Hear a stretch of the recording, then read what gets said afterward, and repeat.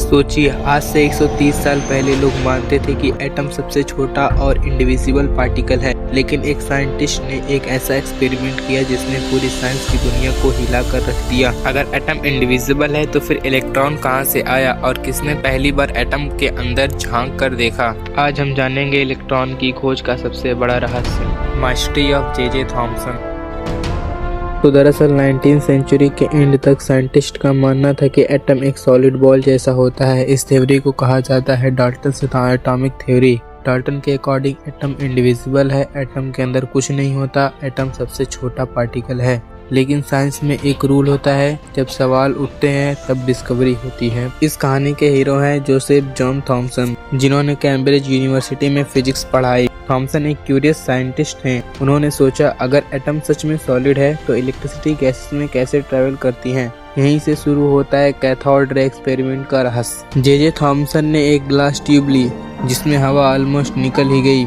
Vacuum बनाया, tube के एक साइड कैथोड और दूसरी साइड एनोड लगाया। जब हाई वोल्टेज करंट पास किया गया तो कैथोड से एक रे निकली जो एनोड की तरफ जा रही थी। यह रेज थी कैथोड रेज। जब थॉमसन ने मैग्नेटिक फील्ड लगाया तो रेज मुड़ गई। इसका मतलब क्या था? कोई चीज जो मुड़ सकती है वो चार्ज पार्टिकल होती है। और यहीं से सबसे बड़ा सवाल पैदा हुआ, एटम के अंदर निगेटिव चार्ज कहां से आया? जे थॉमसन ने कंक्लूड किया cathode rays actually negatively charge particles है। इन पार्टिकल्स को बाद में नाम दिया गया इलेक्ट्रॉन। ये डिस्कवरी ने एक बात क्लियर कर दी, एटम इंडिविजिबल नहीं है, एटम के अंदर भी छोटे पार्टिकल्स होते हैं। इस एक डिस्कवरी ने डाल्टन की थ्योरी को गलत साबित कर दिया। इलेक्ट्रॉन डिस्कवर करने के बाद थॉमसन ने एटम का एक मॉडल दिया।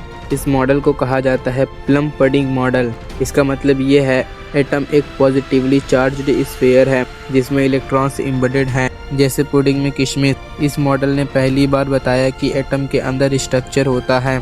अगर इलेक्ट्रॉन डिस्कवर नहीं होते हैं तो आज मोबाइल, कंप्यूटर, इंटरनेट और इलेक्ट्रिसिटी टेक्नोलॉजी नहीं होती। इलेक्ट्रॉन डिस्कवरी ने मॉडर्न फिजिक्स और केमिस्ट्री की नींव रखी। इसी का रिजल्ट था रदरफोर्ड, बोर और मॉडर्न एटॉमिक थ्योरीज। सोचिए, एक छोटा सा एक्सपेरिमेंट, एक ग्लास ट्यूब और एक क्यूरियस माइंड जिसने एटम के अंदर का राज खोल दिया। यही साइंस की असली माइस्ट्री है। जवाब सिर्फ उन्हें मिलता है जो सवाल करते हैं। अगर आपको ये वीडियो पसंद आई तो वीडियो को लाइक कीजिए और चैनल को सब्सक्राइब कीजिए, क्योंकि साइंस सिर्फ पढ़ने का सब्जेक्ट नहीं, साइंस एक एडवेंचर है।